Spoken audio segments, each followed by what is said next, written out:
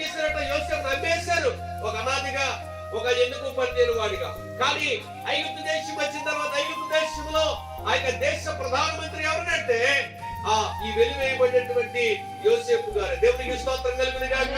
వెలివేయబడినటువంటి యోసేపు, అసూయపడినటువంటి యోసేపు, నిందించబడినటువంటి యోసేపు, అవమానించబడినటువంటి యోసేపు, నిందలపోయేటువంటి యోసేపు, అనేక మంది పరగొట్టడానికి ప్రయత్నాలు చేసినటువంటి యోసేపు గారే ఇప్పుడు ఐగుప్తు దేశంలో ఎలా ఉన్నట్టంటే ప్రధానమంత్రి హోదాలో ఉన్నట.